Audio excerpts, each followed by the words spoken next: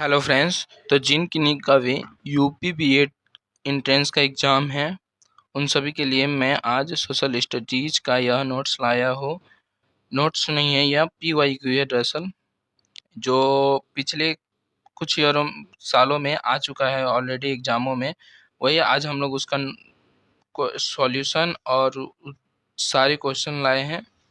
लगभग इसमें 220 प्रश्न रहेंगे, हिस्ट्री, ज्योग्राफी, पॉलिटी और इकोनॉमिक्स से। 2015 से लेके 2025 तक का सारे पीवाईक्यू इंक्लूडेड रहेंगे। तो इसको आप लोग एकदम विस्तार से देखिएगा शुरू से अंत तक। आप लोगों को लगभग 500 के अराउंड आप लोगों का क्वेश्चन यहाँ से रेडी हो जाएगा। ना कि इसमें सिर्फ पीवाईक्यू, बल्कि इसमें कुछ परीक्षा के पैटर्न के हिसाब से संभावित प्रश्न जो आ सकते हैं एग्जाम में या आपके अंडरस्टैंडिंग को बढ़ा सकते हैं, ऐसे क्वेश्चन भी डाले गए हैं। तो कृपया एकदम पूरा वीडियो को देखें और वीडियो अच्छा लगे तो लाइक, शेयर, सब्सक्राइब कर दें। मेरा अभी न्यू चैनल है तो ये सब आप कर दें प्लीज़।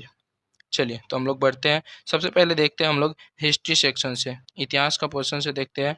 55 प्रश्न लिया गया है इतिहास के प्रश्न से। पिछले 10 सालों में से 55 प्रश्न ले लिए गए हैं। ठीक है, पहला क्वेश्चन है, फाहियान किसके शासनकाल में भारत आया था? तो 4 ऑप्शन है। इसमें से फाहियान आया था चंद्रगुप्त द्वितीय के शासनकाल में। देखिए, चीनी यात्री फाहियान चंद्रगुप्त द्वितीय, विक्रमादित्य जिसे बोलते हैं, के समय भारत आया था। ठीक है, कौन थे ये? फाहियान चीनी यात्री थे और यह चंद्रगुप्त द्वितीय, जिन्हें भी विक्रमादित्य कहते हैं, उनके समय काल में आया था।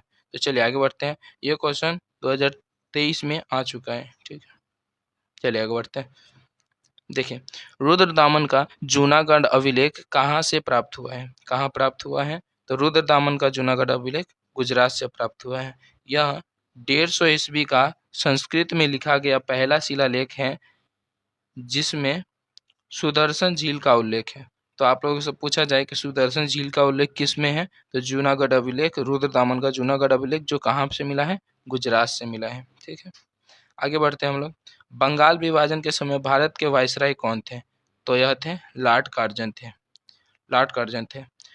1905 में बंगाल विभाजन लॉर्ड कार्जन द्वारा किया गया था। ठीक है, 1905, डेट भी याद रखेंगे आप लोग। तीनों गोलमेज सम्मेलन में भाग लेने वाले व्यक्ति कौन थे? तो तीनों गोलमेज सम्मेलन में भाग लेने वाले BR अम्बेडकर थे।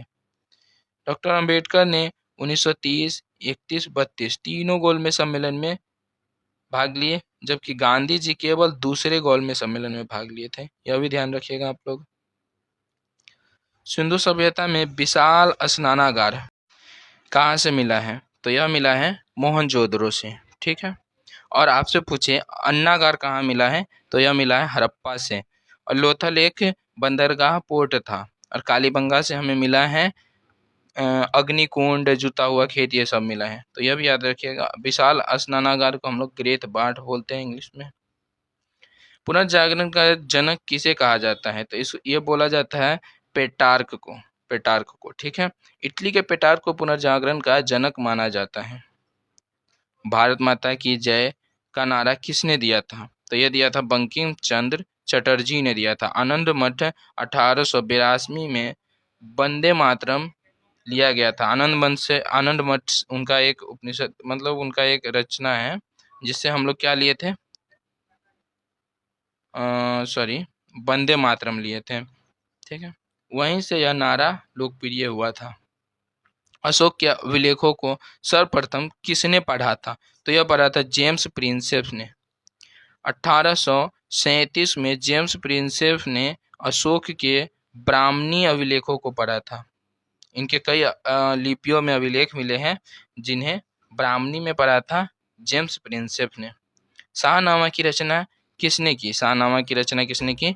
फिरदौसी ने की थी। शाहनामा की रचना फिरदौसी ने, याद रखिएगा। महमूद गजनबी के दरबार के कवि फिरदौसी ने फारसी में शाहनामा लिखे थे। ठीक है, आगे बढ़ते हैं हम लोग। भारत का प्रथम गवर्नर जनरल कौन था? भारत का प्रथम गवर्नर जनरल विलियम बेंटिंक थे। सी हो जाएगा। 1833 के एक एक्ट के द्वारा बंगाल के गवर्नर जनरल को भारत का गवर्नर जनरल बना दिया गया था। ठीक है, 1857 की क्रांति का तत्कालिक कारण क्या था? तो यह था चर्बी वाले कारतूस का कारण। था। एनफील्ड राइफल में गाय और सुगर की चर्बी वाले कारतूसों का प्रयोग क्रांति का मुख्य कारण था, याद रखिएगा आप लोग। हड़प नीति तो ये सतारा ये सब के साथ किया था, अवध ये सब के साथ, ये भी याद रखिएगा। सती प्रथा भी बंद किया था 1829 में राजा राम मोहन राय के प्रयासों से।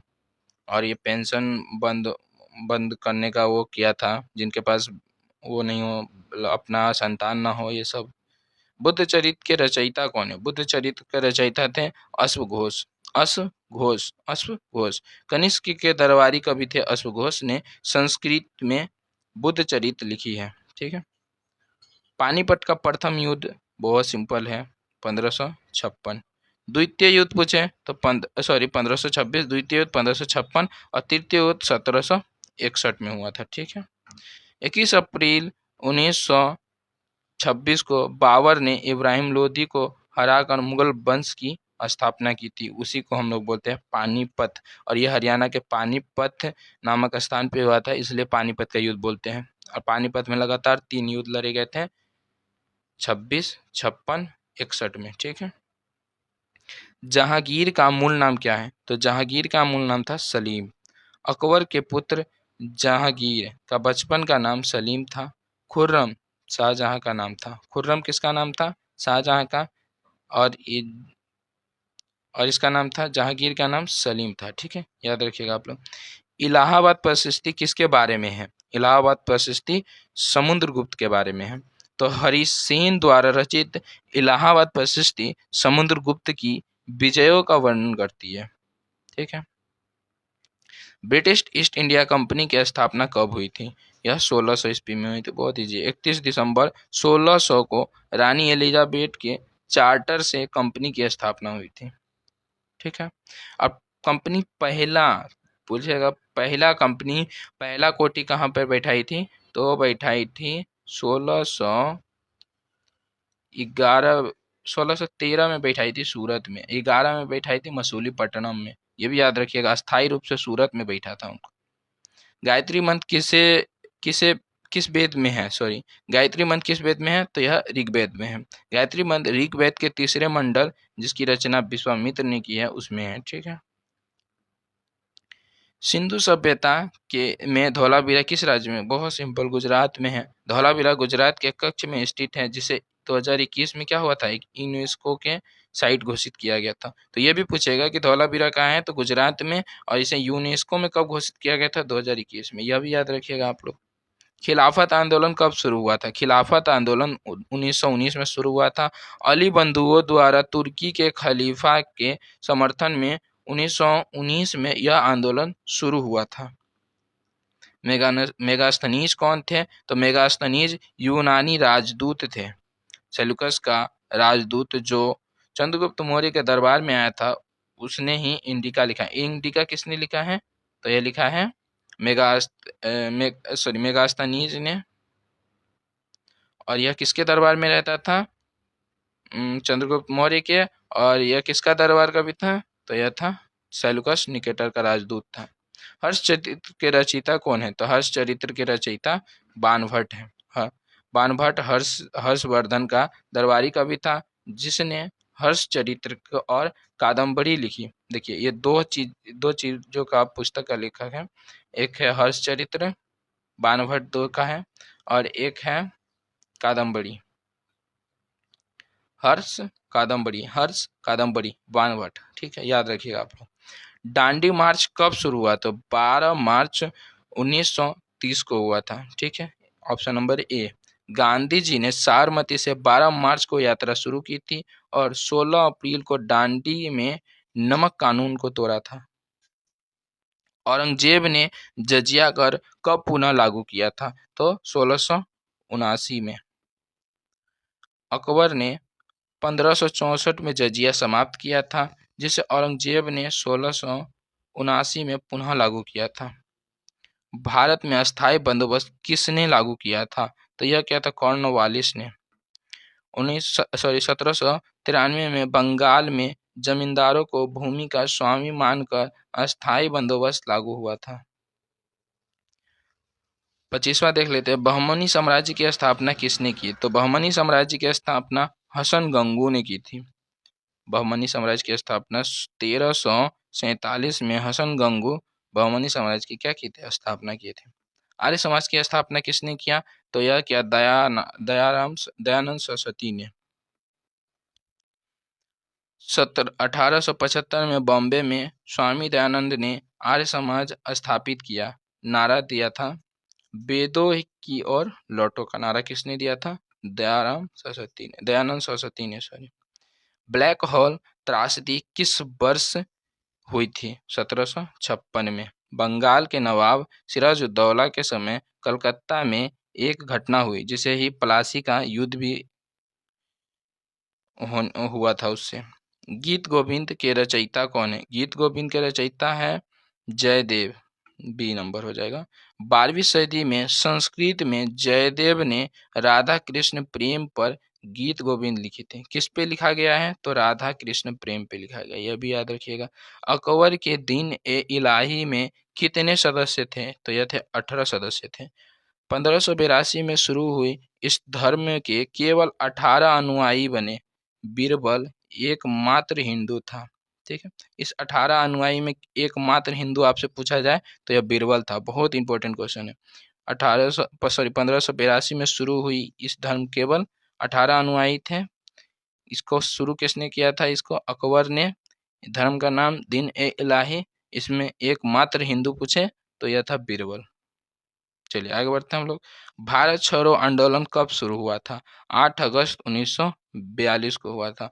8 अगस्त को प्रस्ताव पारित हुआ था और 9 अगस्त को से आंदोलन शुरू हुआ था। नारा करो या मरो का दिया गया था। महाबलीपुरम मंदिर किस वंश ने बनवाए थे? महाबलीपुरम मंदिर बनवाए थे पल्लव वंश ने। महाबलीपुरम पल्लव, याद रखिएगा। तमिलनाडु के रथ मंदिर पल्लव राजा नरसिंहवर्मन प्रथम ने बनवाए थे।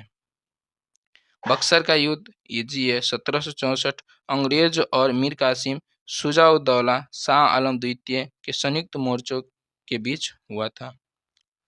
तुजुक ए जहांगीरी किसने लिखी है? तुजुक ए जहांगीरी जहांगीर ने लिखा है। यह जहांगीर की आत्मकथा है जिसे उसने स्वयं फारसी भाषा में लिखी है। कौन सी भाषा में? फारसी भाषा में। किसकी आत्मकथा है? जहांगीर की आत्मकथा है, यह भी याद रखिएगा।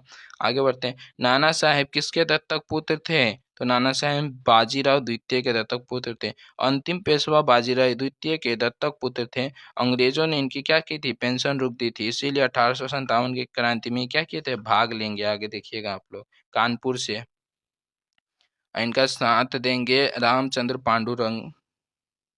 सातवाहन वंश का सबसे प्रतापी शासक कौन था? तो सातवाहन वंश का गौतमीपुत्र सतकर्णी थे। सिमुक ने क्या हुआ था? सिमुक ने इस वंश की क्या की थी? स्थापना की थी। लेकिन इस महान शासक कौन थे? गौतमीपुत्र सतकर्णी थे। उत्तरापथ व्यापार मार्ग किस दिशा में था? तो उत्तर पश्चिम, सिंपल है उत्तरापथ। जब हमें पाटलिपुत्र से तक्षशिला जाना होता था तो यह मार्ग का इस्तेमाल होता था। मौर्य साम्राज्य की राजधानी कहाँ थी? तो यह थी पाटलिपुत्र। चंद्रगुप्त मौर्य ने पाटलिपुत्र को अपनी राजधानी बनाया था। करो या मरो का नारा किसने दिया था? महात्मा गांधी जी ने। 1942 में भारत छोड़ो आंदोलन के दौरान गांधी जी के द्वारा यह नारा दिया गया था। मनसबदारी व्यवस्था किस मुगल बादशाह ने शुरू किया था? तो अकबर ने शुरू किया था। सैन्य और नागरिक प्रशासन के लिए अकबर ने 1571 में यह व्यवस्था लागू किया था। साइमन कमीशन भारत आया था 1928 में। 3 फरवरी 1928 को मुंबई में पहुंचा था साइमन कमीशन और इसमें 7 अंग्रेज सदस्य थे जिसका विरोध हुआ था भारत में। चालुक्य वंश की राजधानी कहाँ थी? तो यह थी बतापी, जिसे ये बादामी भी बोलते हैं। चालुक्य वंश की राजधानी थी और इसके महान शासक पुलकेशिन द्वितीय था। वंदे मातरम गीत किस उपन्यास से लिया गया है? तो आनंद मठ से, जिसका रचयिता है बंकिम चंद्र चटर्जी। बंकिम चंद्र आनंद मठ से लिया गया है, जो किस पे आधारित है? सन्यासी विद्रोह पर आधारित है। खजुराहो के मंदिर किस वंश ने बनवाया था? चंदेल वंश ने बनवाया था। मध्य प्रदेश में स्थित यह मंदिर 10वीं 11वीं सदी के चंदेल शासकों द्वारा बनाया गया था। खजुराहो के मंदिर जलियांवाला बाग हत्याकांड कब हुआ था? 13 अप्रैल 1919 को बैसाखी के दिन अमृतसर में हुआ था। जनरल डायर ने निहत्थी भीड़ पर गोलियां चलवा दी गई थी। तराइन का प्रथम युद्ध किसने जीता था? तो पृथ्वीराज चौहान ने। दूसरा युद्ध 1192 में जीता था गौरी ने। लाल बाल पाल में लाल का मतलब क्या है? तो लाला लाजपत राय। लाल का मतलब है लाला लाजपत राय और बाल का मतलब है बाल गंगाधर तिलक, सॉरी लाल बहादुर पे मैंने मार दिया। और बाल का मतलब है बाल गंगाधर तिलक और पाल का मतलब बिपिन चंद्र पाल। नालंदा विश्वविद्यालय की स्थापना किसने की थी? तो यह की थी कुमार गुप्त ने। गुप्त शासक कुमार गुप्त ने नालंदा विश्व महाविहार की क्या की थी? स्थापना की थी। गांधी जी ने भारत में पहला सत्याग्रह कहाँ किया था? तो ये सबको पता होगा, मेरे ख्याल से चंपारण में किया था। 1717 में नील किसानों तिनकटिया प्रथा के समर्थन में बिहार के चंपारण में पहला सत्याग्रह किया गया था। इब्न बतूता किसके शासनकाल में आए थे? तो MBT, जिससे ही मोहम्मद बिन तुगलक कहते हैं, इनको ही हम लोग MBT भी कहते हैं। और वो कहाँ के यात्री थे? मोरक्को का। और इसका पुस्तक है रिहला। रिहला इसकी एक पुस्तक है। तो रिहला पुस्तक पूछा जाए किसका है? तो यह है इब्न बतूता का पुस्तक है। सत्य के साथ मेरा प्रयोग किसकी आत्मकथा है? महात्मा गांधी का। माय एक्सपेरिमेंट विद ट्रूथ, इसको लिखे थे इन्होंने गुजराती में। फ्रांसीसी क्रांति किस वर्ष हुई थी? 1789। 1789 लुई सोलहवें के खिलाफ यह क्रांति हुई जिससे स्वतंत्रता, समानता, बंधुत्व का नारा निकला था। तो यह अपने संविधान में भी है, प्रस्तावना में स्वतंत्रता, समानता, बंधुत्व कहाँ से आया है? तो फ्रांसीसी क्रांति से। कब निकला था? 1789 में। आगे बढ़ते हैं। राखी गढ़ी किस राज्य में स्थित है? तो यह है हरियाणा राज्य में स्थित है। हरियाणा के हिसार में स्थित राखी गढ़ी भारत के सबसे बड़ा हड़प्पा स्थल है। गंगेकोंड की उपाधि किस चोल शासक ने धारण की थी? तो राजेंद्र प्रथम ने मतलब ये उपाधि ली थी। बंगाल विजय के बाद राजेंद्र चोल ने गंगेकोंड चोलपुरम का बसाया और यह उपाधि ली। ये नगर बसाया था और यही उपाधि ली। स्वराज पार्टी की स्थापना किसने की? स्वराज पार्टी की स्थापना CR दास और मोतीलाल नेहरू ने की थी। सहयोग आंदोलन बंद होने के बाद 1923 में स्वराज पार्टी की स्थापना हुई थी। ठीक है, जब 1922 में गांधी जी जेल गए थे। तो आगे बढ़ते हैं हम लोग। महाजनपदों में सबसे शक्तिशाली कौन था? तो मगध था ऑफकोर्स। लोहे की खदानों और हाथियों की बहुलता के कारण मगध बिहार सबसे शक्तिशाली बना। चलिए, हम लोग पूरा 55 हिस्ट्री देख चुके हैं। उम्मीद है इसमें से लगभग 100 क्वेश्चन, 150 क्वेश्चन बहुत ही जो बार बार रिपीटेड होते हैं वो आप लोगों को एकदम क्लियर हो गया होगा, याद हो गया होगा। आगे अब हम लोग देखते हैं जियोग्राफी का क्वेश्चन। जियोग्राफी का भी क्वेश्चन 55 रहेगा, लेकिन 150 कम से कम इसमें से तैयार हो जाएगा आप लोगों का क्वेश्चन। तो चलिए हम लोग देखते हैं। मन्नार की खाड़ी किन दो देशों के बीच है? तो भारत श्रीलंका। देखिए यहाँ पे भारत है, मैं दिखा देता हूँ आप लोगों को। यहाँ पे मैं एक शॉर्ट रफ बना देता हूँ। यहाँ पे श्रीलंका है, तो इस खाड़ी को हम लोग बोलते हैं मन्नार की खाड़ी। ठीक है, इसे भारत और श्रीलंका के बीच है। तमिलनाडु और श्रीलंका के बीच, देखिए तमिलनाडु राज्य भारत का यहाँ पे है। मन्नार की खाड़ी एक प्रमुख समुद्री जैव मंडल रिजर्व है। अलकनंदा और भागीरथी नदी कहाँ मिलकर गंगा बनती है? तो बहुत इजी है, देवप्रयाग में मिलती है। ठीक है, अलकनंदा निकलती है संतोषपद से और गंगा निकलती है गंगोत्री से। ये दोनों मिलती है देवप्रयाग में और यहाँ से मैदानी भाग में प्रवेश करती है। ठीक है, देवप्रयाग में याद रखिएगा। उत्तराखंड के देवप्रयाग में संगम के बाद नदी गंगा कहलाती है। भारत का मानक समय किस देशांतर पर आधारित है? 82.5 डिग्री। 82.5 डिग्री ईस्ट देशांतर पर प्रयागराज के नैनी से गुजरा है। यह भारत का मानक समय तय करती है। हरियाणा और उत्तर प्रदेश को कौन नदी अलग करती है? यमुना नदी अलग करती है, याद रखिएगा आप लोग। हरियाणा उत्तर प्रदेश को यमुना नदी अलग करती है। यमुना नदी हरियाणा और यूपी के बीच एक लंबी प्राकृतिक सीमा बनाती है।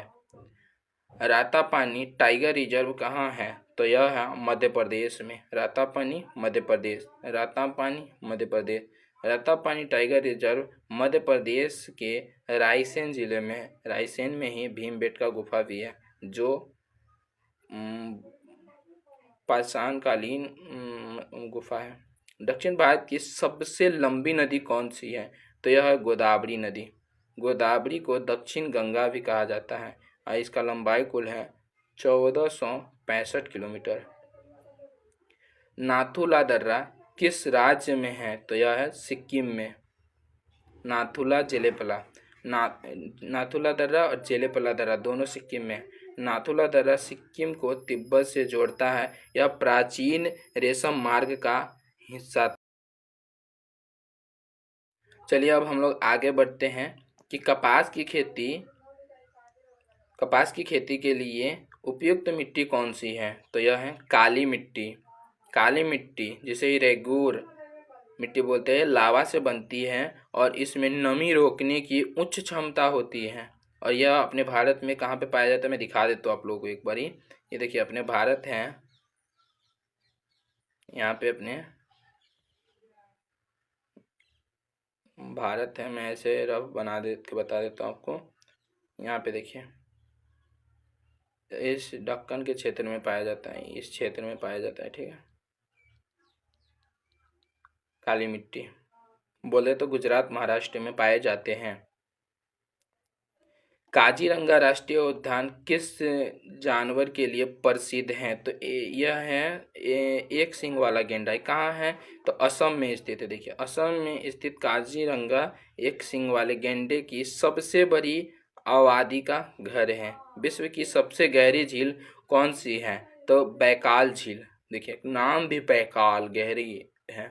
रूस में स्थित बैकाल झील दुनिया की सबसे गहरी और सबसे पुरानी मीठे पानी की झील। जब आपसे पूछे मीठे पानी की सबसे पुरानी झील तो यही हो जाएगा बैकाल झील, जो रूस में। कर्क रेखा ट्रॉपिक ऑफ कैंसर भारत के कितने राज्य से गुजरती है? बहुत ईजी, 8 राज्य से। और इसका एक ट्रिक भी है मित्र पर गमछा झार, है ना। मिजोरम, त्रिपुरा और राजस्थान, गुजरात, मध्य प्रदेश, छत्तीसगढ़, झारखंड। इसको एकदम सीक्वेंस में ही याद रखिएगा आप लोग। गुजरात, राजस्थान, मध्य प्रदेश, छत्तीसगढ़, झारखंड, पश्चिम वेस्ट बंगाल, त्रिपुरा और मिजोरम। भारत का सबसे दक्षिणी बिंदु कौन सा है? सबसे दक्षिणी बिंदु इंदिरा पॉइंट, जो ग्रेट निकोबार, यहाँ पे भारत है और यहाँ पे अपना वो है ना अंडमान निकोबार। तो सबसे दक्षिणी ग्रेट निकोबार द्वीप पर है। ग्रेट निकोबार द्वीप पर स्थित इंदिरा पॉइंट, जिसे पिग्मेलियन पॉइंट, भारत का सबसे दक्षिणतम बिंदु है। भाखड़ा नंगल बांध किस नदी पर बनाया गया है? तो यह बनाया गया है सतलज नदी पे। हिमाचल प्रदेश और पंजाब की सीमा पर सतलज नदी पर भाखड़ा नंगल बांध बनाया गया है। पश्चिम की ओर बहने वाली नदियों को एस्चुरी ज्वारमुख बनाती है। नर्मदा और ताप्ती दो नदी है जो एस्चुरी बनाती है। पश्चिम की ओर बहती, उल्टा बहती है। नर्मदा और ताप्ती भ्रंश घाटी से होकर पश्चिम में बहती है और अरब सागर में डेल्टा की जगह एस्चुरी बनाती है। और जितने भी पूर्व साइड वाली जाने वाली नदियाँ सब क्या है? डेल्टा बनाती है। भूकंप की तीव्रता मापने का यंत्र क्या कहलाता है? तो सिस्मोग्राफ, बहुत ईजी है। भूकंपीय तरंगों को सिस्मोग्राफ मापता है और रिएक्टर स्केल पर इसकी तीव्रता दर्ज की जाती है। सहारा मरुस्थल किस महाद्वीप में स्थित है? तो अफ्रीका महाद्वीप। अफ्रीका में के उत्तरी भाग में स्थित सहारा विश्व का सबसे, तो चलिए देखिएगा आप लोग, अफ्रीका के उत्तरी भाग में स्थित सहारा विश्व का क्या है? सबसे बड़ा गर्म मरुस्थल है। साइलेंट वैली, शांत घाटी जिसे बोलते हैं, किस राज्य में स्थित है? तो यह केरल राज्य में स्थित है। ये केरल राज्य में स्थित है। जैव विविधता के लिए प्रसिद्ध silent valley national park Kerala के पलक्कड़ में है। ओजोन परत वायुमंडल के किस स्तर में पाई जाती है? तो यह समताप मंडल में। समताप मंडल में ओजोन परत सूर्य की यूवी किरणों को रोकती है। यह बहुत हानिकारक किरण होती है जो हमें कैंसर, त्वचा को बहुत डैमेज कर सकती है। इस किरण को कौन रोकती है? ओजोन परत। अभी ओजोन क्षय भी हो रहा है, देख सकते हैं आप लोग, इतना ज़्यादा बार बार हो रहा है। मैकमोहन रेखा किन दो देशों के बीच सीमा बनाती है? तो यह बनाती है भारत और चीन के बीच मैकमोहन रेखा। 1914 में सर सेनरी मैकमोहन द्वारा निर्धारित रेखा भारत और तिब्बत चीन के बीच बनाने वाली रेखा है। गिर राष्ट्रीय उद्यान किसके लिए प्रसिद्ध है? तो यह है एशियाई शेर के लिए। गुजरात की गिर जंगल एशियाई शेर का एकमात्र प्राकृतिक आवास है। भारत में सबसे अधिक वन क्षेत्र किस राज्य में है? तो यह मध्य प्रदेश में है। क्षेत्रफल के हिसाब से मध्य प्रदेश में भारत का सबसे बड़ा वन आवरण है। चलिए हम लोग आगे देखेंगे। नील नदी का वरदान किस देश को कहा जाता है? तो यह मिस्र को कहा जाता है। इजिप्ट को नील नदी का क्या कहा जाता है? वरदान कहा जाता है, क्योंकि इसी के कारण वहाँ सभ्यता फली फूली। आगे देखते हैं अब हम लोग। भारत की मीठे पानी का सबसे बड़ी झील कौन सी है? तो यह है वुलर झील। भारत का सबसे मीठे पानी की सबसे बड़ी झील पूछे तो वुलर झील। जो जम्मू कश्मीर की वुलर झील भारत की मीठे पानी की सबसे बड़ी झील है। और चिल्का झील, चिल्का खारे पानी की झील है, ठीक है, जो ओडिशा में है। दिन और रात बराबर कब होता है? 21 मार्च और 23 सितंबर को दिन और रात दोनों बराबर होता है। इसे ही हम लोग बोलते हैं विषुव।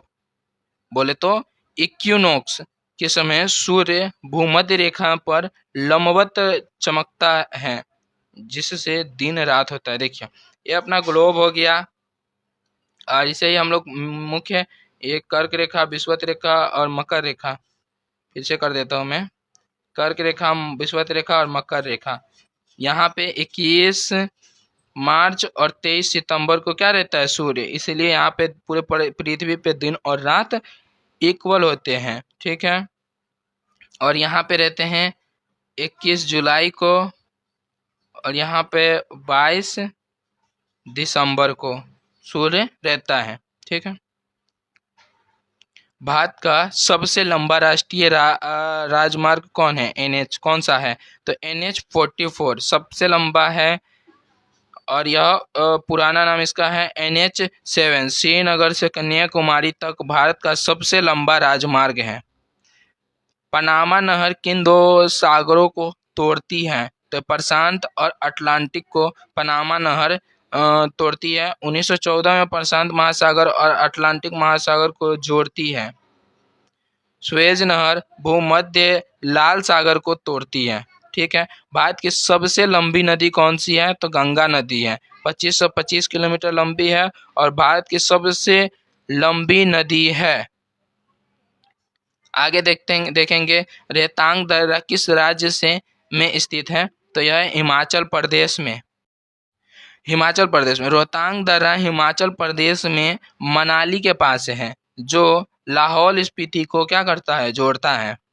आगे देखते हैं भारत का सबसे अधिक जनसंख्या वाला राज्य कौन सा है?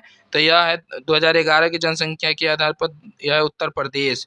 2011 की जनगणना में उत्तर प्रदेश जनसंख्या लगभग 20 करोड़ है, सर्वाधिक है।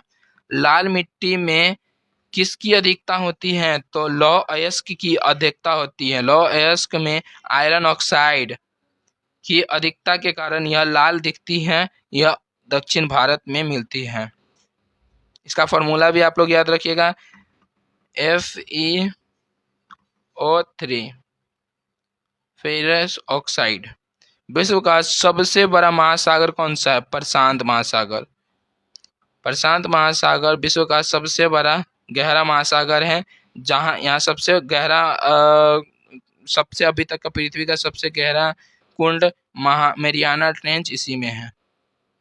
सुंदरबन डेल्टा किस नदी पर बना है? तो यह गंगा और ब्रह्मपुत्र के नदी से मिलकर बना है सुंदरबन डेल्टा। सबसे बड़ा मैंग्रोव वन यही है जो गंगा ब्रह्मपुत्र का डेल्टा पर स्थित है। भारत का सबसे बड़ा द्वीप कौन सा है? तो अंडमान निकोबार द्वीप है। अंडमान द्वीप समूह भारत का सबसे बड़ा द्वीप क्षेत्र है। माजुली विश्व का सबसे बड़ा माजुली और भारत का अंडमान है। ठीक है। भारत का सबसे बड़ा रेगिस्तान कौन सा है? तो थार मरुस्थल जो राजस्थान में स्थित है। थार मरुस्थल भारत का सबसे बड़ा गर्म रेगिस्तान है। पेरियार राष्ट्रीय उद्यान किस राज्य में है? तो यह केरल में है। इडुक्की जिले के में स्थित पेरियार हाथियों और बाघों के लिए प्रसिद्ध है, याद रखिएगा। जोजिला दर्रा किसे जोड़ता है? तो ये श्रीनगर को लेह से जोड़ता है। जोजिला दर्रा 3528 मीटर बोले तो NH1 पर स्थित है जो श्रीनगर को लेह से जोड़ता है। भारत का सर्वाधिक वर्षा कहाँ होती है? तो यह होती है मासिनराव और चेरापूंजी में। मेघालय का मासिनराव विश्व के सर्वाधिक वर्षा वाला स्थान है। चेरापूंजी दूसरा स्थान है। ठीक है। कावेरी नदी का उद्गम स्थल कहाँ है? ब्रह्मगिरी पर्वत। ब्रह्मगिरी से निकलती है कावेरी। कावेरी कर्नाटक के कोडागु में ब्रह्मगिरी से निकलती है और बंगाल की खाड़ी में गिरती है। पृथ्वी की सबसे बाहरी परत को क्या कहते हैं? तो इसे क्रस्ट कहते हैं। क्रस्ट भूपर्पथी। पृथ्वी के 3 परतों में बांटा गया, क्रस्ट, मेंटल, कोर। ठीक है। सबसे ऊपर वाले को क्रस्ट, मध्य वाले को मेंटल और अंदर वाले को कोर कहते हैं। कोर को भी 2 भागों में बांटेंगे, आंतरिक कोर, बाह्य कोर। सिपकिला दर्रा किस नदी के किनारे है? तो यह सतलज नदी के किनारे। सिपकिला हिमाचल प्रदेश में सतलज नदी के किनारे स्थित है जो भारत तिब्बत को जोड़ता है। जब भी पूछे सतलज नदी किससे प्रवेश करती है भारत में, तो सिपकिला दर्रा से ही प्रवेश करती है, यह भी याद रखिएगा। भारत का कौन सा राज्य क्षेत्रफल में सबसे बड़ा है? तो यह राजस्थान हो जाएगा। राजस्थान का क्षेत्रफल 3,42,239 वर्ग किलोमीटर के क्षेत्र में के साथ भारत का क्या है? सबसे बड़ा राज्य है। भारत के किस क्षेत्र में मानसून वर्षा सर्वप्रथम होती है? तो यह हो जाएगा केरल में होती है, क्योंकि वहीं से देखें। यह हो गया भारत में। एक रफ डायग्राम बना के आपको बता देता हूँ। सॉरी, क्या बना दिया मैं? देखिए, यह अपना हो गया भारत यहाँ से, और दक्षिणी पश्चिमी मानसून जब आती है तो यहाँ से प्रवेश करती है, तो सबसे पहले केरल यहाँ है, तो केरल में ही वर्षा होगा। दक्षिणी पश्चिमी मानसून सर्वप्रथम 1 जून को आसपास केरल पहुँचता है। नर्मदा नदी किस सागर में गिरती है? तो यह अरब सागर में। नर्मदा पश्चिम दिशा में बहकर गुजरात के भरौज के पास अरब सागर में क्या करती है? मिलती है। अमेजन नदी किस महाद्वीप में है? तो यह है दक्षिण अमेरिका में। अमेजन विश्व की सबसे बड़ी नदी जल प्रवाह दर है और ब्राजील में बहती है। ठीक है। 2011 की जनगणना के अनुसार भारत की साक्षरता दर क्या है? तो 74.04%। 2011 के जनगणना में भारत की साक्षरता दर 74.04% थी। केरल की सर्वाधिक थी 93.9। सबसे कम बिहार की थी। टेट्राइट मिट्टी किस प्रकार की जलवायु में मिलती है? तो उष्णकटिबंधीय मानसूनी जलवायु में मिलती है। लेटराइट मिट्टी उच्च तापमान और भारी वर्षा लीचिंग में बनती है। यह पश्चिमी घाट क्षेत्र में मिलती है, याद रखिएगा। सरदार सरोवर बांध किस नदी पर है? तो यह है नर्मदा नदी पर। गुजरात में नर्मदा नदी पर सरदार सरोवर बांध भारत का सबसे बड़ा बांध है। विश्व का सबसे बड़ा महाद्वीप कौन सा है? तो एशिया महाद्वीप। सिंपल है। एशिया विश्व का सबसे बड़ा महाद्वीप है जो पृथ्वी के 30% भूमि क्षेत्र पर है। भारत का सबसे ऊंचा पर्वत शिखर कौन सा है? तो यह हो जाएगा माउंट एवरेस्ट। K2 पाकिस्तान में है, पीओके में है, लेकिन पाकिस्तान में नहीं बोलते हम लोग, तो अपने में ही मानते हैं। पीओके ही मेरा ही है तो मानेंगे अपने में ही, लेकिन व्यवहारिक तौर पे पीओके को पाकिस्तान ने ज़बरदस्ती ले लिया है और हम लोग ने छोड़ दिया है। जाने दीजिए, है तो अपने ही। समझ ही गए होंगे। तो हम लोग ने K2 पाकिस्तान में है और एवरेस्ट नेपाल में है। भारत की सीमा में कंचनजंगा है, ठीक है, जो सर्वोच्च है भारत का। कोरोमंडल कंचनजंगा कहाँ है? तो यह सिक्किम में है। कोरोमंडल तट किस राज्य में है? तो तमिलनाडु और आंध्र प्रदेश में है। बंगाल की खाड़ी में लगा तमिलनाडु और आंध्र प्रदेश तट कोरोमंडल कहलाता है। ग्रेट बैरियर रीफ कहाँ स्थित है? ग्रेट बैरियर रीफ ऑस्ट्रेलिया में स्थित है। ऑस्ट्रेलिया के उत्तरी पूर्वी तट पर स्थित ग्रेट बैरियर रीफ विश्व की सबसे बड़ी प्रवाल भित्ति है। भारत के जनगणना 2021 के अनुसार सर्वाधिक लिंगानुपात किस राज्य में है? तो सर्वाधिक लिंगानुपात भी केरल में ही है। और सबसे कम पूछा जाए तो हरियाणा में है। देखिए 1000 पुरुषों पर 1084 महिलाएं हैं, सर्वाधिक लिंगानुपात। भारत में किस प्रकार की मिट्टी का सर्वाधिक विस्तार है? तो जलोढ़ मिट्टी का क्या है? सर्वाधिक विस्तार है। उत्तर भारत में मैदानी इलाकों में जलोढ़ एल्यूवल मिट्टी सर्वाधिक पाई जाती है। स्वेज नहर किन दो सागरों को जोड़ती है? तो भूमध्य सागर और लाल सागर को क्या करती है? स्वेज नहर जोड़ती है। मिस्र में स्थित स्वेज नहर 1859 भूमध्य सागर लाल सागर को जोड़ती है। ब्रह्मपुत्र नदी भारत के किस राज्य में प्रवेश करती है? तो यह अरुणाचल प्रदेश में प्रवेश करती है। नामचा बरवा से प्रवेश करते हैं। ब्रह्मपुत्र तिब्बत सांगपो, तिब्बत में ब्रह्मपुत्र को सांगपो अरुणाचल प्रदेश में प्रवेश करती है और असम से होकर बांग्लादेश में जाती है। देखिए इसको हम सांगपो कहते हैं इस नदी को। कहाँ? चीन में, तिब्बत में। भारतीय संविधान को किसने बनाया था? तो संविधान सभा ने बनाया था। सिंपल है, संविधान सभा की स्थापना 1946 में हुआ था। 26 नवंबर 1949 को संविधान अपनाया गया और 26 जनवरी 1950 को लागू किया गया। देखिए हम लोग ज्योग्राफी को खत्म कर चुके हैं 55। हम लोग डायरेक्ट अब आ गए हैं पॉलिटी पे। पॉलिटी का पहला क्वेश्चन देख लिया हम लोगों ने। दूसरा क्वेश्चन देखते हैं। संविधान के किस अनुच्छेद के तहत समानता का अधिकार दिया गया था? 14 से 18 में समानता का अधिकार है। और 14 कानून के समक्ष क्षमता की बात करता है। 15 भेदभाव निषेध की बात करता है। 16 अवसर में लोक नियोजन में अवसर की समानता हो। 17 छुआछूत अस्पृश्यता का अंत का बात करता है। 18 उपाधियों का अंत का बात करता है। भारत में राष्ट्रपति का कार्यकाल कितने वर्षों का होता है? तो 5 वर्षों। अनुच्छेद 56 के अनुसार राष्ट्रपति 5 वर्ष के लिए चुने जाते हैं और वह पुनः चुनाव के पात्र होते हैं। लोकसभा की अधिकतम सदस्य संख्या कितनी है? तो 552 है। अनुच्छेद 21 के तहत लोकसभा में अधिकतम 552 सदस्य हो सकते हैं। अभी एंग्लो इंडियन को हटा दिया गया है। भारत में संविधान की प्रस्तावना में समाजवादी शब्द किस संशोधन से जोड़ा गया है? तो यह 42वां संविधान संशोधन से समाजवादी को जोड़ा गया है। किसमें?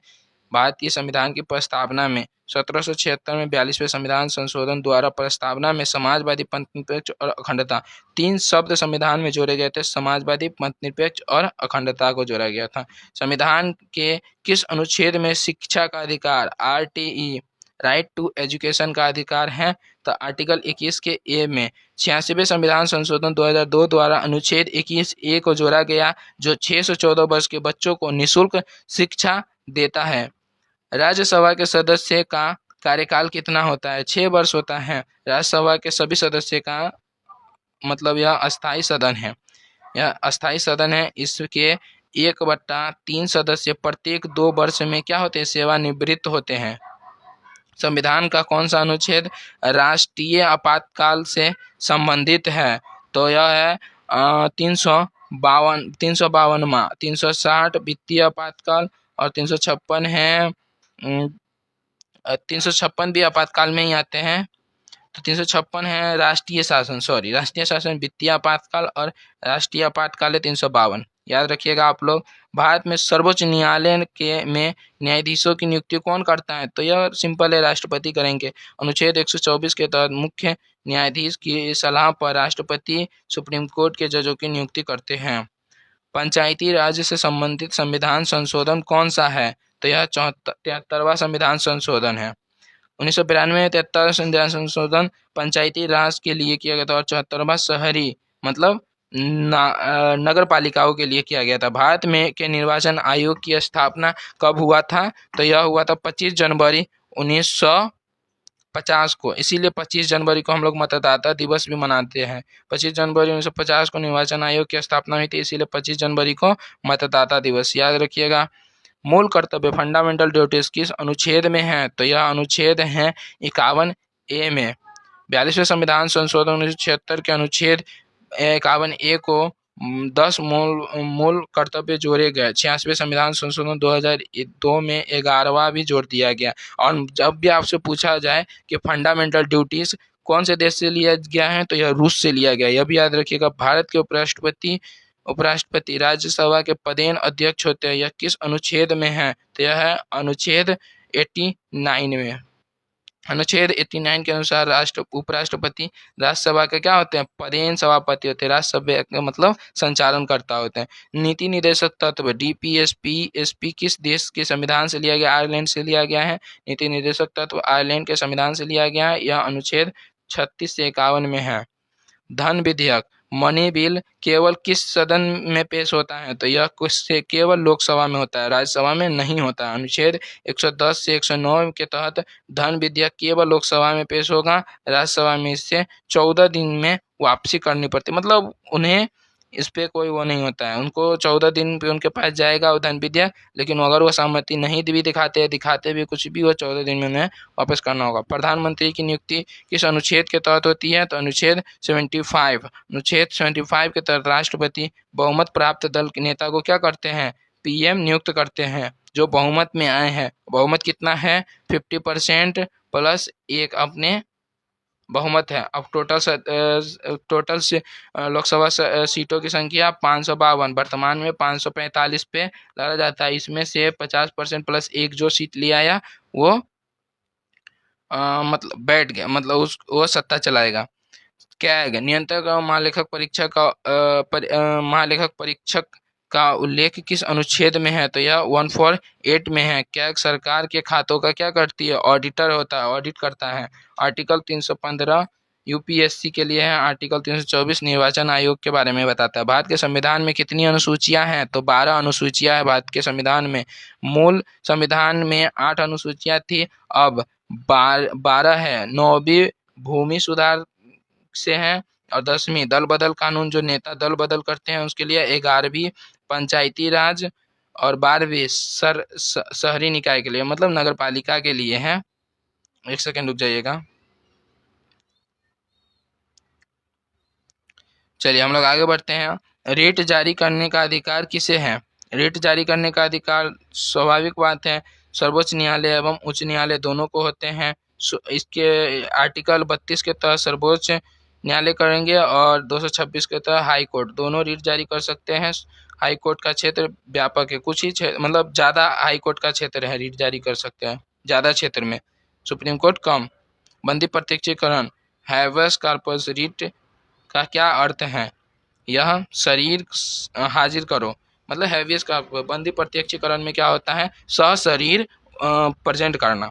यह गैर कानूनी हिरासत के विरुद्ध, एक सेकेंड, यह गैर कानूनी हिरासत के विरुद्ध जारी होती है, मतलब बंदी को न्यायालय के सामने पेश करना होता है इसमें, ठीक है। लोकसभा का सदस्य बनने के लिए न्यूनतम आयु कितना होना चाहिए? 25 वर्ष। राज्यसभा का 30 वर्ष, ठीक है।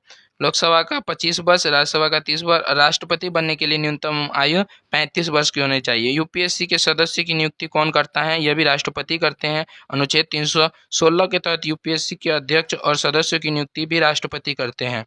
संविधान के किस अनुच्छेद में डॉक्टर अंबेडकर को भारतीय संविधान का पिता कहा गया है? तो यह कहा गया है अनुच्छेद, यह किसी अनुच्छेद में ही नहीं है, ठीक है। डॉक्टर अंबेडकर को संविधान का जनक उपाधि सामान्य मान्यता से मिली है। ये प्रारूप समिति के अध्यक्ष थे, याद रखिएगा। राज्य के राज्यपाल की नियुक्ति कौन करता है? तो राष्ट्रपति करता है। अनुच्छेद 155 के तहत राष्ट्रपति राज्यपाल की नियुक्ति करते हैं। राज्यपाल केंद्र का प्रतिनिधित्व करता है राज्य में। भारत का संविधान किस देश के संविधान से सबसे अधिक प्रभावित है? तो यह यूके, ब्रिटेन का। ब्रिटेन के संविधान से संसदीय प्रणाली, एकल नागरिकता, विधि का शासन, ये सभी ब्रिटेन से लिया गया है। भारतीय नागरिकों को स्वतंत्रता का अधिकार किस अनुच्छेद से दिया जाता है? तो अनुच्छेद 19 से 22। 19 में है 6 प्रकार की स्वतंत्रता, जिसमें बोलने उलने जो भी है, घूमने उमने, सब की स्वतंत्रता 19 में है। 20 उपाधियों के विरुद्ध इसमें दिया गया, अपराधों के विरुद्ध। आर्टिकल 21 में जीवन का स्वतंत्रता। आर्टिकल 22 में गिरफ्तारी से सुरक्षा का स्वतंत्रता। संसद के दोनों सदनों की संयुक्त बैठक की अध्यक्षता कौन करेगा? लोकसभा का अध्यक्ष करेगा। अनुच्छेद 108 के तहत संयुक्त बैठक की अध्यक्षता लोकसभा स्पीकर करते हैं। वित्त आयोग फाइनेंस कमीशन का उल्लेख किस अनुच्छेद में है? 280 में है। 280 के तहत प्रत्येक 5 वर्ष में राष्ट्रपति वित्त आयोग का गठन करते हैं। संविधान संशोधन की प्रक्रिया किस अनुच्छेद में है? तो अनुच्छेद 368 में है। अनुच्छेद 368 में संविधान संशोधन की प्रक्रिया बताया है। इसमें साधारण, विशेष और राज्य अनुसमर्थन की विधि है। पंचायती राज व्यवस्था में त्रिस्तरीय ढांचे का अनुसरण किसकी सिफारिश से हुआ है? बलवंत राय मेहता समिति की सिफारिश पर हुआ है, याद रखिएगा। 1957 की बलवंत राय मेहता समिति ने त्रिस्तरीय ग्राम पंचायत, ग्राम समिति और जिला परिषद ढांचे की सिफारिश दी थी। इसी के आधार पर वर्तमान अभी पंचायती राज चल रहे हैं। सर्वोच्च न्यायालय के मुख्य न्यायाधीश की नियुक्ति में किसका परामर्श लिया जाता है? तो यह लिया जाता है निवर्तमान मुख्य न्यायाधीश के। निवर्तमान मुख्य जो न्यायाधीश हैं उनके लिए जाते हैं। परंपरागत रूप से सबसे वरिष्ठ जज को सीजेआई बनाया जाता है और कॉलेजियन प्रणाली लागू होता है। भारत के संविधान संघात्मक है, फिर भी केंद्र की ओर झुकाव क्यों रखता है? क्योंकि ये एकल नागरिकता, एकल न्यायपालिका और आपातकाल में केंद्र के सशक्त होते रहते हैं। ये सभी इसमें गुण होते हैं। भारत के अर्ध संघात्मक कहा जाता है क्योंकि सामान्यतः संघीय और संकट में एकात्मक लक्षण है इसमें। लोकसभा का कार्यकाल सामान्यतः कितने वर्षों का होता है? तो यह 5 वर्षों का। अनुच्छेद 83 क्लास 2 के तहत लोकसभा का कार्यकाल 5 वर्ष का होता है। आपातकाल में 1-1 वर्ष बढ़ाया जा सकता है। भारतीय संविधान की प्रस्तावना में हम भारत के लोग वाक्यांश किसके लिए कहा गया है? किससे लिया गया है? तो अमेरिकी संविधान से लिया गया है। बी द पीपल अमेरिकी संविधान की प्रस्तावना से प्रेरित है। भारत में पहली बार राष्ट्रीय आपातकाल कब लागू हुआ था? 1962 में। पहली बार 1962 में चीन भारत युद्ध के समय, दूसरी बार 1971 में पाकिस्तान के साथ और तीसरी बार 1975 में आंतरिक अशांति के आधार पर लगाया गया था। भारत में वर्तमान में कितने राज्य और केंद्र शासित प्रदेश है? बहुत सिंपल, 28 राज्य, 8 यूनियन टेरिटरी है। झारखंड, जेके और लद्दाख। पुनर्गठन 2019 के बाद भारत में 28 राज्य और 8 केंद्र शासित प्रदेश हैं।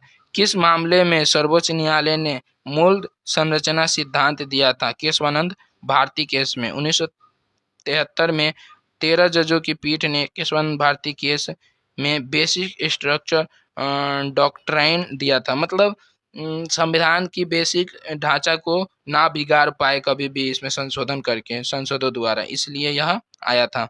भारत के वोट देने के लिए न्यूनतम आयु कितनी होनी चाहिए? 18 वर्ष। 61वें संविधान संशोधन 1988 द्वारा मतदान की आयु 21 से घटाकर कितना कर दी गई है? 18 वर्ष। राष्ट्रीय मानवाधिकार आयोग NHRC का गठन कब हुआ था? 1993 में। मानवाधिकार संरक्षण अधिनियम 1993 के तहत NHRC का गठन 12 अक्टूबर 1993 को हुआ था। दल बदल विरोधी कानून किस अनुसूची में है? तो 10वीं अनुसूची। मैंने बताया था पहले भी। 52वें संविधान संशोधन 1985 द्वारा 10वीं अनुसूची जोड़ी गई थी जो दल बदल विरोधी कानून देती है। किस राज्य के उच्च न्यायालय के न्यायाधीश की सेवानिवृत्ति आयु है? 62 वर्ष। किसी राज्य के उच्च न्यायालय जो होते हैं उसके सेवानिवृत्ति कितने साल तक काम कर सकते हैं? 62 वर्ष तक, वो अपनी उम्र के। हाई कोर्ट की जज सेवानिवृत्ति 62 वर्ष, 22 में बोल दिया क्या, 62 वर्ष। और सुप्रीम कोर्ट का जज 65 वर्ष। भारत में नीति आयोग की स्थापना 2015 में हुआ था, 1 जनवरी 2015 के हुआ था। समाप्त नीति आयोग बनाया गया था। पीएम इसके पदेन अध्यक्ष होते हैं। वर्तमान में नीति आयोग के अध्यक्ष हैं अरविंद पनगडिया, सॉरी नहीं, उपाध्यक्ष हैं, अध्यक्ष तो होते हैं पर पीएम मैंने बता दिया। संपत्ति के अधिकार को मौलिक अधिकार से किस संशोधन से हटाया गया है? तो 44वां संविधान 1978 द्वारा संपत्ति के अधिकार को आर्टिकल 19 के क्लाज ए के सब क्लाज एफ और आर्टिकल 31 से हटाकर कानूनी अधिकार आर्टिकल 300 ए में बनाया गया है। किस अनुच्छेद के तहत राज्य में राष्ट्रपति शासन लगाया जा सकता है? तो आर्टिकल 356 बता दिया था के तहत राज्य में संवैधानिक संकट होने पर राष्ट्रपति शासन लगाया जाता है। चलिए अब हम लोग आगे देखेंगे कि भारत के प्रथम मुख्य न्यायाधीश कौन थे? तो हीरालाल कानिया थे। हीरालाल कानिया, हीरालाल जे कानिया भारत के प्रथम क्या थे? प्रथम मुख्य न्यायाधीश थे। कब बने थे? 1950 से 51 के लिए। बाल श्रम पर रोक किस अनुच्छेद में है? तो अनुच्छेद 24 में है। 14 वर्ष से कम आयु के बच्चों को कारखानों या खदानों में काम करने का अनुच्छेद 24 रोक लगाता है। भारत की विदेश नीति का मूल आधार क्या है? भारत की विदेश नीति का मूल आधार गुटनिरपेक्ष, पंचशील, शांतिपूर्ण सह अस्तित्व, ये सभी हैं। भारत की विदेश नीति पंचशील, गुटनिरपेक्षता और शांतिपूर्ण सह अस्तित्व पर आधारित है। ये चीज़ आप वर्तमान में भी देखते होंगे। अभी वर्तमान में ईरान और अमेरिका इजराइल युद्ध हो रहा है, इसमें भी देखते रहे होंगे कि भारत किस प्रकार अपनी नीतियों का पालना कर रहा है। लोक अदालत का प्रावधान किस अधिनियम से है? तो लोक अदालत का प्रावधान कानूनी सेवा प्राधिकरण अधिनियम 1987 से है। लोक अदालत वैकल्पिक विवाद समाधान मंच है। इसका निर्णय सिविल न्यायालय के समान होता है। भारत में के संसद कितने सत्र होते हैं? भारत के संसद के कितने सत्र? 3 सत्र होते हैं। बजट सत्र फरवरी से मई में, मानसून सत्र जुलाई से अगस्त में और शीत सत्र नवंबर से दिसंबर में होते हैं। भारतीय संविधान की 8वीं अनुसूची में कितनी भाषाएं हैं? तो यह 22 भाषाएं हैं। मूल संविधान में 14 भाषाएं थी, अब 22 भाषाएं हैं। 8वीं अनुसूची में 92 संविधान संशोधन 4 भाषाएं जोड़ी गई थी। राज्यसभा में राष्ट्रपति कितने सदस्यों को मनोनीत करते हैं? 12 सदस्यों को। अनुच्छेद 80 क्लास 3 के तहत राष्ट्रपति साहित्य, विज्ञान, कला और समाज सेवा से 12 विशेषज्ञों को राज्यसभा में मनोनीत करती है। धर्म की स्वतंत्रता का अधिकार किन अनुच्छेदों में है? 25 से 28 में है। सॉरी,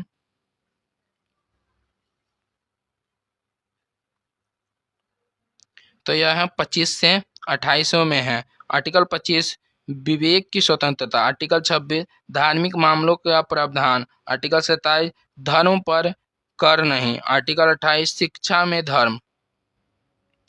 राष्ट्रपति पर महाभियोग किस अनुच्छेद के तहत लगाया जाता है? तो यह अनुच्छेद 61 के तहत लगाया जाता है। अनुच्छेद 61 के तहत संविधान के उल्लंघन पर संसद राष्ट्रपति पर क्या कर सकते हैं? महाभियोग लगा सकती है। भारत के उपराष्ट्रपति का कार्यकाल कितना होता है? तो 5 वर्ष होता है। अनुच्छेद 67 के तहत उपराष्ट्रपति का कार्यकाल 5 वर्ष है। यह राज्यसभा के सभापति भी। आगे बढ़ते हैं हम लोग। भारतीय संविधान में मूल अधिकारों की संख्या कितनी है? तो यह 6 है। मूल अधिकारों में 7 थे। संपत्ति के अधिकार को मैंने बता दिया, हटा दिए गए। और 300 ए में अब इसे विधिक अधिकार बोले तो कानूनी अधिकार बना दिया गया, जिसमें है समानता, स्वतंत्रता, शोषण विरुद्ध धर्म, मूल अधिकार हाँ ठीक है, सांस्कृतिक शिक्षा, संवैधानिक उपचार, ये सभी है। चलिए तो यहाँ से हम लोग देखेंगे इकोनॉमिक्स का पोर्शन। हम लोग पॉलिटी का ख़त्म कर चुके हैं। पॉलिटी का भी अभी तक हम लोग ने 3 ख़त्म कर लिया है, हिस्ट्री एंशिएंट वाला और उधर जियोग्राफी और पॉलिटी। अब हम लोग चलेंगे अर्थशास्त्र पे। तो पहला क्वेश्चन देखेंगे, भारत में नीति आयोग ने योजना आयोग का स्थान कब लिया था? 2015 में। 1 जनवरी 2015 को योजना आयोग 1950 को समाप्त कर नीति आयोग बनाया गया। इसके पहले सीईओ अमिताभ कांत थे। भारत में आरबीआई की स्थापना कब हुआ था? 1935 में। 1 अप्रैल 1935 को हिल्टन यंग आयोग की सिफारिश पर आरबीआई की स्थापना हुआ था। राष्ट्रीयकरण कब हुआ? 1949 में। भारत में हरित क्रांति का जनक किसे कहा जाता है? एम एस स्वामीनाथन को। और विश्व में नॉर्मन बोरलॉग विश्व में थे जनक इसके। जीडीपी और जीएनपी में क्या अंतर है? तो यह हो जाएगा, जीडीपी घरेलू है और जीएनपी राष्ट्रीय उत्पाद है। सॉरी। भारत की प्रथम पंचवर्षीय योजना कब शुरू हुई? 1951 में। प्रथम पंचवर्षीय योजना 1951 से 56 में हेरोल्ड डोमर मॉडल पर आधारित थी, जिसने कृषि पर जोर था। जीएसटी वस्तु एवं सेवा कर भारत में कब से लागू हुआ था? तो 1 जुलाई 2017 को लागू हुआ था। 101वें संविधान संशोधन के बाद जीएसटी 1 जुलाई 2017 से लागू हुआ। यह एक राष्ट्र एक कर की अवधारणा पर है। नाबार्ड का पूरा नाम क्या है? नाबार्ड का पूरा नाम है national bank of agriculture and rural, ठीक है, रूरल डेवलपमेंट। व्याख्या, इसका व्याख्या देखते हैं। नाबार्ड की स्थापना 1982 में बी शिवारमन समिति की सिफारिश पर हुई थी। यह कृषि ऋण का शीर्षक बैंक है। मुद्रास्फीति किसे कहते हैं? मुद्रास्फीति वस्तुओं की कीमतें बढ़ना को क्या बोलते हैं? मुद्रास्फीति बोलते हैं। और इसका एक ये इंग्लिश में है इन्फ्लेशन। मुद्रा की कार्य शक्ति घटना को इन्फ्लेशन कहते हैं। वस्तुओं की कीमतों बढ़ना, वही हुआ, मुद्रा की कार्य शक्ति घट जाएगा जब वस्तु कोई भी सामान का कीमत बढ़ जाएगा। और डेफ्लेशन किसे कहते हैं? इसका विलोम है, इसका उल्टा कर दीजिए। जब मुद्रा की कार्य शक्ति क्या हो? बढ़ जाए, उसको हम क्या बोलते हैं? डेफ्लेशन। भारत में जमींदारी उन्मूलन किस दशक में हुआ था? 1950 में। 1950 के दशक में अधिकांश राज्य में जमींदारी उन्मूलन अधिनियम पारित हुआ था। भारत में राष्ट्रीयकृत बैंकों की शुरुआत कब हुआ था? 1969 में हुआ था। 19 जुलाई 1969 को इंदिरा गांधी ने 14 बैंकों को राष्ट्रीयकरण किया। 1980 में 6 और बैंक को राष्ट्रीयकरण कर दिया गया। गरीबी रेखा का निर्धारण किसके द्वारा किया जाता है? तो यह कैलोरी खपत, कितने कैलोरी का खपत है उस देश का, उस हिसाब से किया जाता है। भारत में गरीबी रेखा ग्रामीण 2400 कैलोरी है और दिन और शहरी 2100 कैलोरी दिन में है। भारत की द्वितीय पंचवर्षीय योजना किस मॉडल पर आधारित थी? तो महालनोबिस मॉडल पे आधारित थी। दूसरी योजना 56 से 61 तक चली थी। पीसी महालनोबिस मॉडल पे भारी उद्योगों पर बल दिया गया था।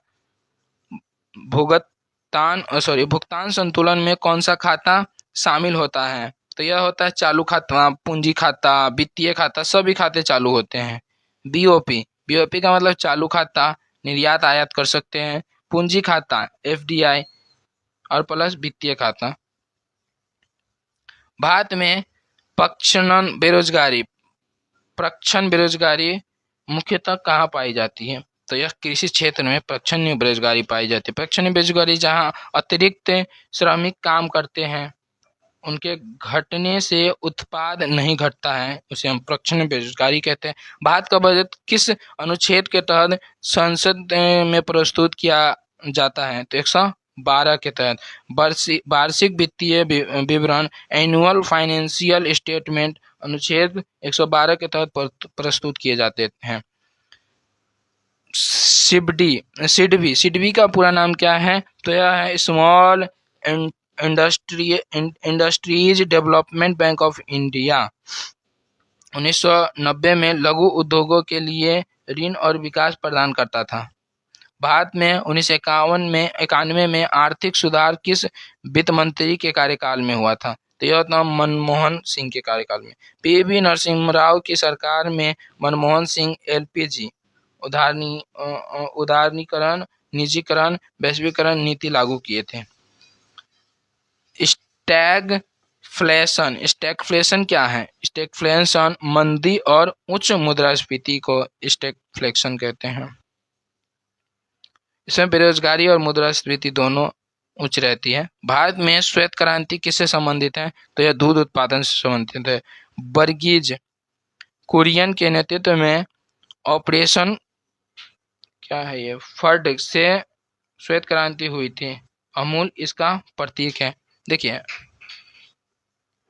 हमें थोड़ा इकोनॉमी में मैं थोड़ा वीक हूँ, फिर भी मैं इसमें का पीआई को आप लोगों को करवाने का प्रयास कर रहा हूँ। तो कोई वर्ड मेरे से ना निकले तो उसमें वो मत समझिएगा। मैं प्रयास करता हूँ क्योंकि आप लोगों को समझा दूँ, ऐसे मैं पढ़ा हूँ इकोनॉमी। चलिए आगे हम लोग बढ़ते हैं। राजकोषीय घाटा, फेशियल डेफिसिएट क्या है? फेशियल डेफिसिएट क्या है? तो कुल व्यय और राजस्व प्राप्तियां को क्या बोलते हैं? Deficit, facial deficit. आगे हम लोग बढ़ते हैं। मनरेगा योजना किस वर्ष शुरू हुआ था? 2006 में। मनरेगा, देखिएगा मनरेगा का खूब नाम चलता है। महात्मा गांधी राष्ट्रीय ग्रामीण रोजगार गारंटी अधिनियम 2005 में पारित हुआ, 2006 में इसे लागू किया गया था। WTO विश्व व्यापार संगठन की स्थापना कब हुआ था? 1995 में। गेट 1947 को 1 जनवरी 1950 को WTO में बदला गया था। मुख्यालय कहाँ है? जिनेवा में है। भारतीय रिजर्व बैंक के गवर्नर की नियुक्ति कौन करता है? तो केंद्र सरकार द्वारा की जाती है। आरबीआई गवर्नर की नियुक्ति केंद्र सरकार करती है। कार्यकाल 3 वर्ष तक रहती है। भारत में उदारीकरण, निजीकरण, वैश्वीकरण, एलपीजी नीति कब हुआ था? मैंने बताया था पीछे, 1951 में। भुगतान संतुलन संकट के बाद 1951 में मनमोहन सिंह ने नई आर्थिक नीति एनईपी लागू किया था। न्यूनतम समर्थन मूल्य एमएसपी की अवधारणा किस समिति ने दी थी? स्वामीनाथन ने दी थी। एमएसपी किसानों का उनकी फसल का न्यूनतम मूल्य दिलाता है और कैप एमएसपी की सिफारिश करता है। डब्ल्यूपीआई वोलेसल प्राइस इंडेक्स और सीपीआई के मुख्य अंतर क्या है? क्या हो जाएगा? डब्ल्यूपीआई थोक है और सीपीआई क्या है? कहाँ गया? खुदरा। ए नंबर।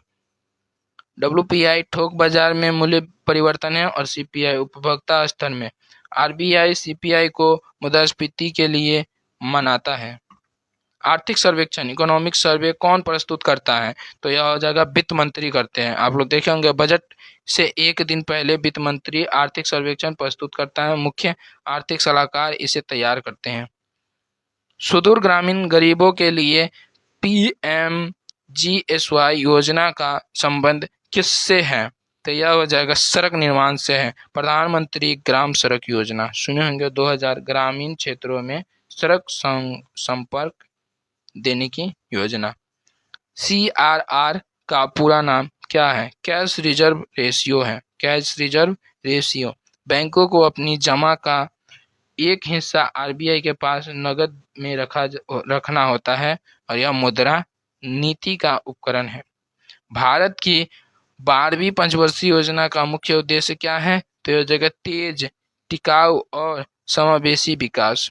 12वीं पंचवर्षीय योजना 2012-17 मुख्य लक्ष्य faster, more inclusive and sustainable growth था।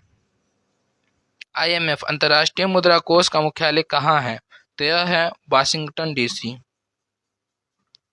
IMF और वर्ल्ड बैंक दोनों का मुख्यालय वाशिंगटन डीसी में है। IMF अल्पकालीन ऋण देता है और वर्ल्ड बैंक दीर्घकालीन लंबे समय के लिए ऋण देता है। भारत में नीली क्रांति किससे संबंधित है? तो मत्स्य पालन से संबंधित है। नीली क्रांति मत्स्य पालन, मत्स्य उत्पाद में वृद्धि, पीली क्रांति तिलहन और गुलाबी क्रांति झींगा, प्याज, श्वेत क्रांति दूध में। नोटबंदी भारत में कब लागू हुआ था? 8 नवंबर 2016 को लागू हुआ था। देखिए 8 नवंबर 2016 को लागू हुआ था, मैंने गलत मार दिया। पीएम मोदी ने 8 नवंबर 2016 को 500 और 1000 के नोटों को बंद किया।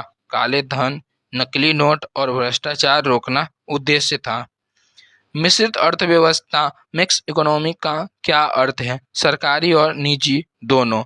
भारत मिश्रित अर्थव्यवस्था है जहां सरकारी, सार्वजनिक और निजी क्षेत्र दोनों साथ काम करते हैं। प्रत्यक्ष कर, डायरेक्ट टैक्स और अप्रत्यक्ष कर, इनडायरेक्ट टैक्स में क्या अंतर है? तो डायरेक्ट टैक्स आय पर दिया जाता है और इनडायरेक्ट टैक्स वस्तु सेवा पर हमसे लिया जाता है। ठीक है। Income tax direct tax, GST indirect tax है और जीएसटी लागू होने से अधिकांश इनडायरेक्ट टैक्स समाहित हो गए हैं। पीएम जनधन योजना किस उद्देश्य से शुरू की गई थी? तो ये वित्तीय समावेश से शुरू किए थे। बैंक अकाउंट सबको खुलवाया गया था। 28 अगस्त 2014 को पीएम मोदी ने प्रत्येक नागरिकों को बैंक खाता देने के लिए पीएम योजना चालू किया था। अंतिम पंचवर्षीय योजना 12वीं किस वर्ष समाप्त हुआ था? 2017 में। 12वीं पंचवर्षीय योजना 2017 में समाप्त हुआ था। इसके बाद नीति आयोग ने 15 साल का विजय डॉक्यूमेंट बनाया था। विश्व बैंक का मुख्यालय कहाँ है? तो यह वाशिंगटन डीसी में। 1944 में ब्रिटेन वुड्स समझौता में से विश्व बैंक और आईएमएफ की स्थापना हुई। दोनों डब्ल्यूडीसी में है अभी। आयुष्मान भारत योजना किस वर्ष शुरू हुई थी? 2018 में। 23 सितंबर 2018 को शुरू। यह दुनिया की सबसे बड़ी स्वास्थ्य बीमा योजना है। 5 लाख तक का इलाज मुफ्त होता है। भारत की जीडीपी में सर्वाधिक योगदान किस क्षेत्र का है? तो भारत की जीडीपी में सबसे सेवा क्षेत्र का सबसे बड़ा योगदान है, सबसे कम कृषि क्षेत्र का। लेकिन भारत में सबसे ज़्यादा लोग काम करते हैं कृषि क्षेत्र में, तो सेवा क्षेत्र हम हो जाएगा answer.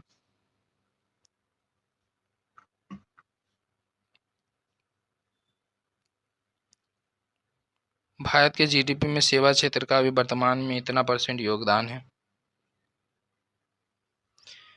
SBI state bank of India की स्थापना कब हुई? 1955 में। 1 जुलाई 1955 को इम्पेरियल बैंक ऑफ इंडिया को एसबीआई में परिवर्तन कर दिया गया। यह भारत का सबसे बड़ा बैंक है।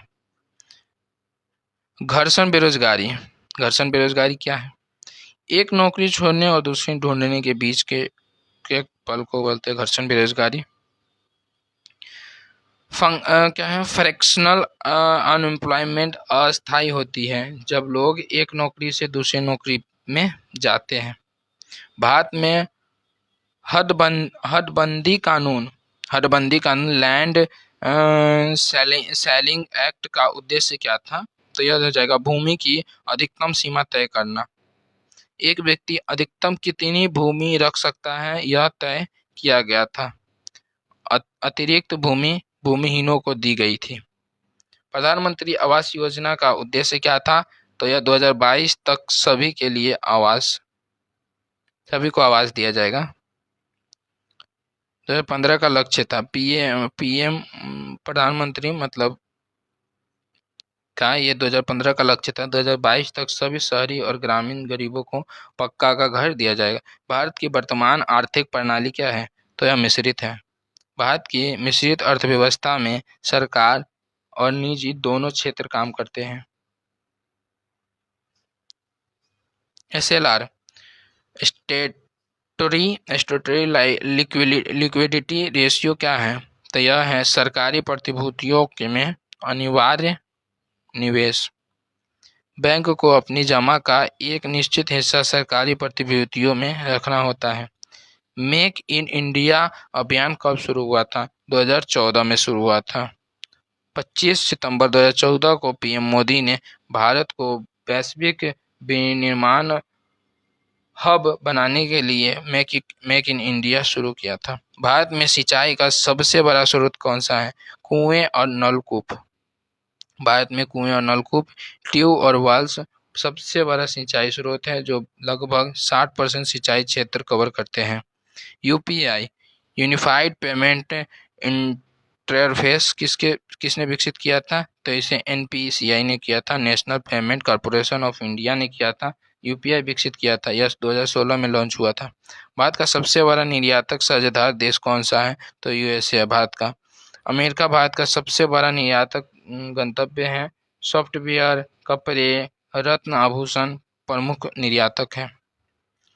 रेपो रेट क्या है?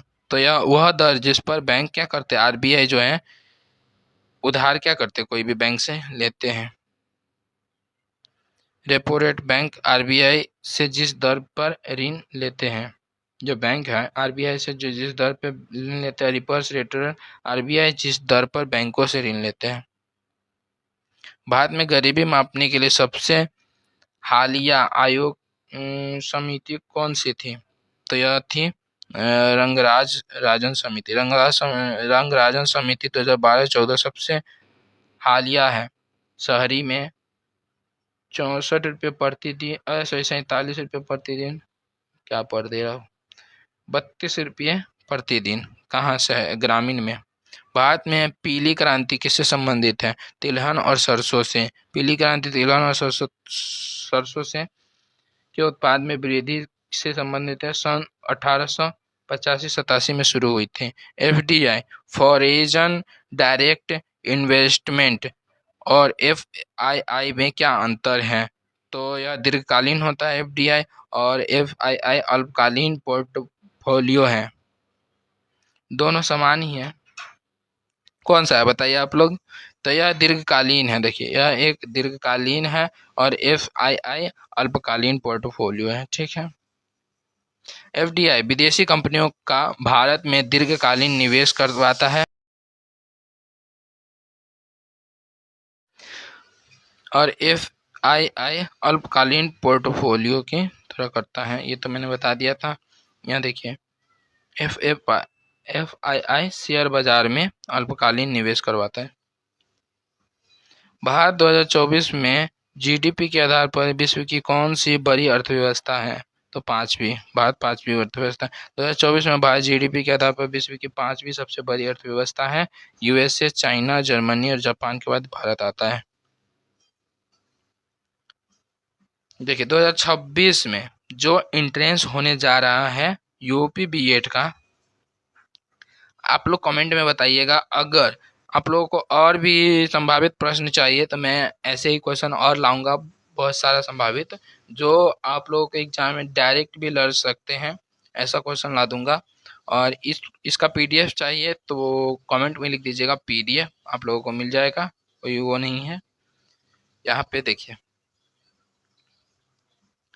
यहाँ पे कुछ इंपॉर्टेंट क्वेश्चन दे दिए गए हैं जिसे आप लोग तैयार कर लीजिएगा। सिंधु सभ्यता के प्रमुख स्थल और उनकी विशेषताओं को, 1857 की क्रांति, कारण, नेता और परिणाम, ये सब थोड़ा देख लीजिएगा, कब कब हुआ था पढ़ लीजिएगा। गांधी जी के प्रमुख आंदोलन, चंपारण, खेड़ा, अहमदाबाद, असहयोग, सविनय अवज्ञा, सब का डेट वेट ये सब देख लीजिएगा। मुगल साम्राज्य, ये सब देख लीजिएगा, तो आप लोगों का बहुत चीज ठीक हो जाएगा मेरे ख्याल से। देख लीजिए आप लोग के, ये सब देख लीजिएगा आप लोग।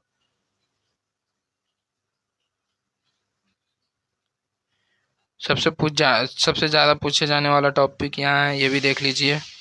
सभी विषय में देख लीजिए, भूगोल में भी, पॉलिटी में भी, इधर इकोनॉमिक्स में देख लीजिए।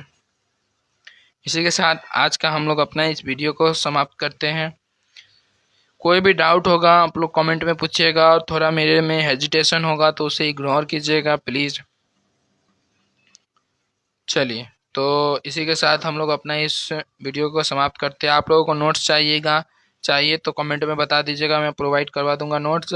और इसी तरीक़ा की क्लास देखने के लिए हमारे चैनल को सब्सक्राइब करें। मैं टीचिंग वीडियो एवं अन्य सभी भी एग्जामों के लिए इम्पोर्टेंट क्वेश्चन लाते रहता हूँ, तो वो सब देखने के लिए आप हमारे चैनल को क्या सब्सक्राइब करें। इस वीडियो अच्छा लगा हो तो लाइक करें, और अगर आप लोगों को कोई क्वेश्चन हो, कुछ डाउट हो, तो प्लीज़ कमेंट बॉक्स में भेजें। चलिए, इसी के साथ विदा लेते हैं। धन्यवाद।